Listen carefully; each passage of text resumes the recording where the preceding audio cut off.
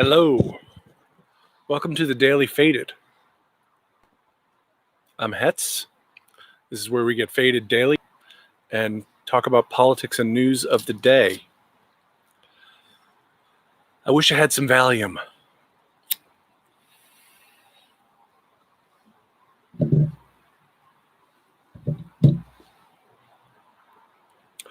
I wish I had some Valium, he said as he breathed the indica deeply. So, tomorrow during the day, I'm having my surgery on my shoulder, my right rotator cuff surgery. And that's what I have been thinking about all day today. So I did not make the notes that I normally make. So I just have a few things to talk to you about. I think it probably won't go that long tonight because, as I said, my mind is elsewhere. So again, I won't be live streaming tomorrow night, and hopefully I'll be back by Wednesday or Thursday of next week.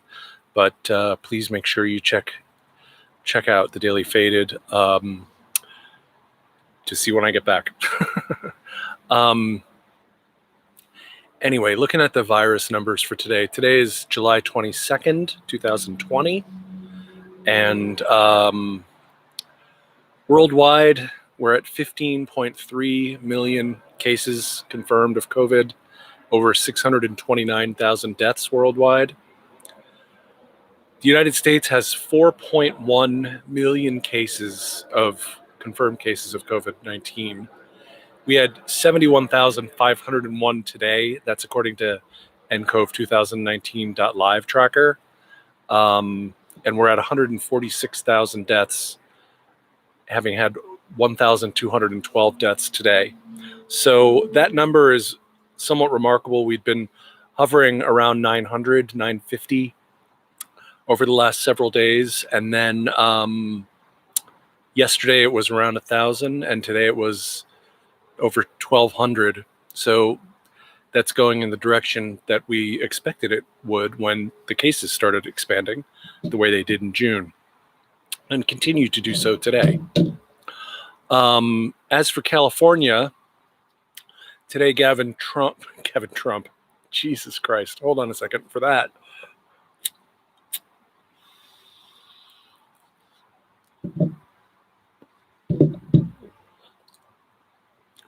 That's what happens when you try and get a successful Trump successfully navigating. Forget about it.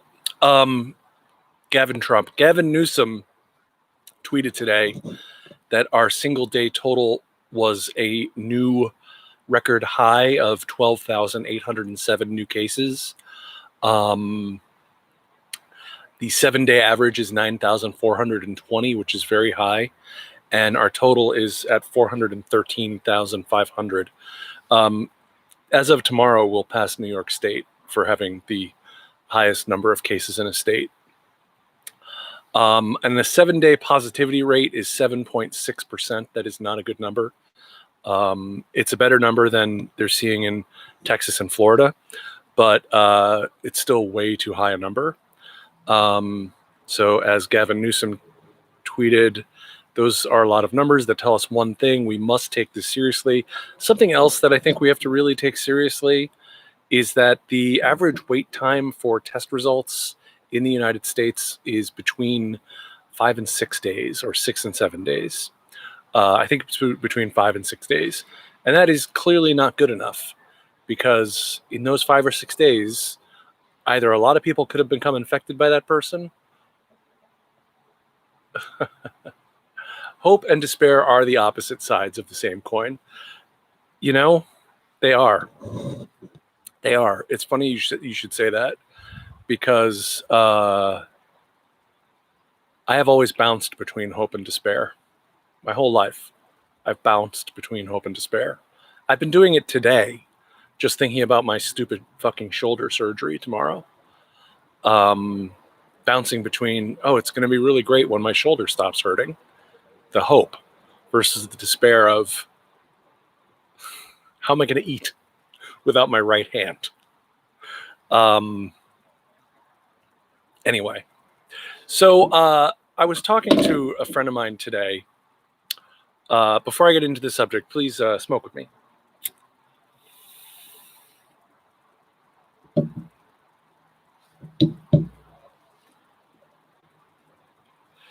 So I was talking to a friend of mine today. I hadn't seen this, but my friend told me. That's how much research I did today. My friend told me. Normally, I would go hunt and peck and find these things out myself, which I actually did do a little bit of tonight. But we were talking about Joe Biden and legalizing marijuana. And apparently, Joe Biden is caught up on the language, is caught up on what it sounds like to say, we're going to legalize marijuana. And he doesn't really care if people smoke weed. He just doesn't want to legalize marijuana.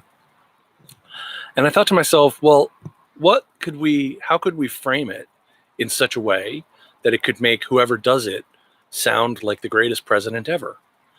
And what occurred to me was hashtag drug emancipation. And I tweeted today, hashtag drug emancipation, free all drug users, free the American people to use drugs, hashtag end crime. So this goes to my very deep belief that we need to legalize drugs and approach drug use, drug addiction, and overdose and all of that as medical problems, as public health problems, not as criminal justice issues. Addiction is not a crime. There's no reason why possession should be a crime, in my humble opinion. If we had a national drug emancipation, we freed all nonviolent drug offenders, and we stop incarcerating people for when they use drugs, and we start treating it as what it is. When it is a crisis, it's a public health crisis, or an individual mental health crisis, or an individual addiction crisis, whatever you want to call it. And I think that's what. So moving on, I'm not going to be on very long tonight. This is going to be a short stream. I watched both Trump press conferences today. He had one press conference where they talked about cracking down on violent crime. And I will get into that in a minute.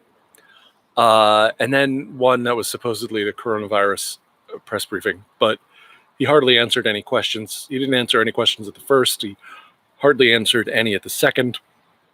And it was just, normally I would take some notes and report back to you what my thoughts were on Trump. But today I can't be Trump's secretary every day. I can't sit and do that to myself every day. Suffice it to say, the first one on criminal justice, there I go again. The first one on the war against violent crime, as they were characterizing it, was just, here we're serving out a dose of fascism. Would you like to spoon it up?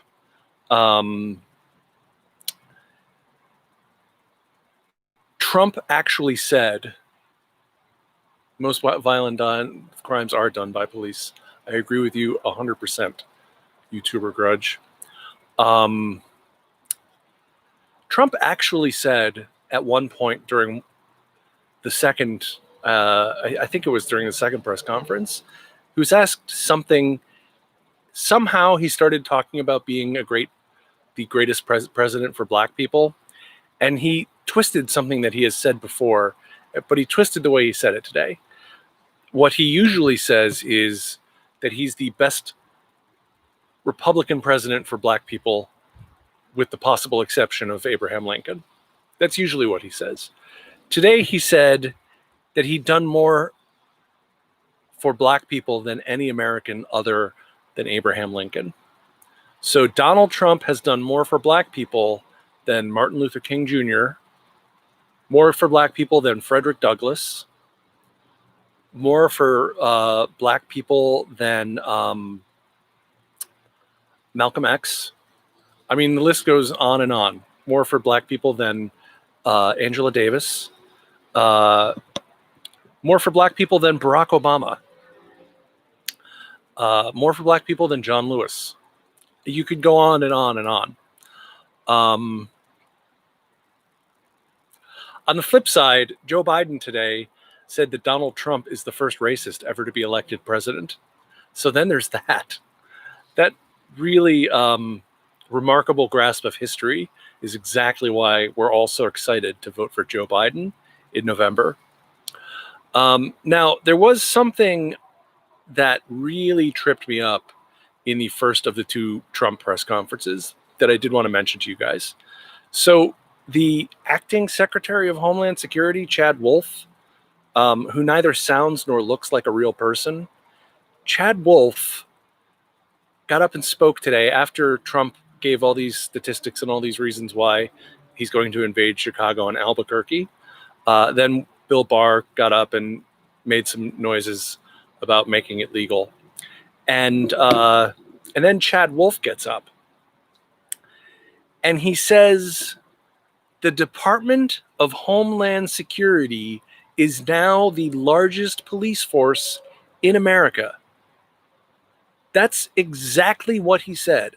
The Department of Homeland Security is now the largest police force in America. So the largest police force in America is the New York Police Department with 36,000 cops. The Chicago Police Department has 13,000 cops. LA has almost 8,000 cops. And I have an incorrect number about LA County Sheriff's Department, which is the fourth largest. But 9,400, I guess, for the LA County Sheriff's Department. And this is what it says on Wikipedia. I just fact-checked him on Wikipedia. The United States Department of Homeland Security, DHS, is a cabinet department of the U.S. federal government with responsibilities in public security roughly comparable to the interior or home ministries of other countries. Its stated missions involve anti-terrorism, border security, immigration and customs, cybersecurity, and disaster prevention and management. It was created in November 2002 in response to 9/11 and began operations the following year. It is the youngest U.S. cabinet department. Chad Wolfe just made something up that is incredibly dangerous today. This fiction that the Department of Homeland Security is a law enforcement agency is absolutely criminal. Supposedly, the number one law enforcement agent in the country is supposed to be the Attorney General, William Barr. Well, he's completely abdicated. He's got a Department of Injustice. He's a ridiculous scoundrel. And so now what they're saying is there's two top cops. Because if Department of Homeland Security is the largest law enforcement agency in the United States, then the Secretary of Homeland Security would be the top cop running the largest police law enforcement organization in the United States. You know, in all honesty, I didn't do that much looking around to see whether people were commenting on this or not, but I'm afraid that it's just going to slip by and no one's going to notice it, and he's going to start saying it, and people aren't going to think critically when they hear it, and they're just going to go, yeah, of course, the Department of Homeland Security has always been the country's top law enforcement agency. It's always been like that, when in fact it hasn't. It hasn't. Department of Homeland Security has not even been around for 20 years. So the enormous amount of power that Chad Wolfe is claiming is neither what the Department of Homeland Security was created for, nor is it what it should be. I say abolish the Department of Homeland Security personally, because I have no use for it. So, like I said, tonight's show is a short live stream because I've been worrying about my surgery all day today, and I watched a lot of Trump, and I just couldn't, you know, some days you just get fed up. But fascist hellscape coming your way. That's the summary of all Trump news for today. All right, here's the last story that I wanted to cover today. And look, this is not on me. I didn't introduce this subject. I didn't bring this up. Okay. But I'm just reacting to the news. Hulu has optioned. Yes, breathe and relax your muscles. Yes. Thank you. I needed that reminder. Thank you. Hulu has optioned the rights to Curtis Sittenfeld's alternative history book, Rodham, which takes place in a world in which Hillary Clinton never married Bill Clinton. The series is described as telling the story of an ambitious young woman developing her extraordinary mind in the latter part of the 20th century, moving from idealism to cynicism and all the way back. I prefer Hillary Clinton not be a part of the conversation by and large. That said, oh, and by the way, it's the writer and executive producer of The Handmaid's Tale. So that's also important to know about. All kind of terrifying. But, okay, this whole idea for a show, what if, so it's like the what if Hillary Clinton had never married Bill Clinton, right? You know, what are they saying? Are they saying that she would have been so much more if she hadn't married Bill Clinton? That Bill Clinton was somehow holding her back? That everything that's great about Hillary Rodham is nothing to do with Clinton? How does that make Chelsea Clinton feel?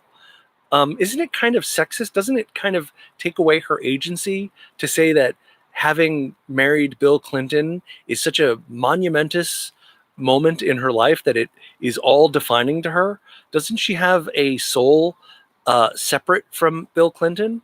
Are they saying that she only gets to reclaim that soul separate from Bill Clinton by being in this fantasy world in which she never married Bill Clinton? I find the entire thing highly suspect. My wife said, you negate all her worth if you think he is the only pivotal thing in her life that made her who she was. And I think that's right. So I think alternative history, Hillary Clinton, negate all her worth. 3 strikes and it's out. So, all right, guys, that's all I have for today. Peace out. Thank you very much. I will be back Wednesday or Thursday of next week after I'm recovering from my shoulder surgery. So, but I'll be keeping up on top of all the news between now and then. Okay, I don't disagree with you, Daniel S. What would be the difference? Exactly. Should be a neocon, neoliberal, war hawk. I need to relax to make it through this night. Peace out, guys. Thanks a lot.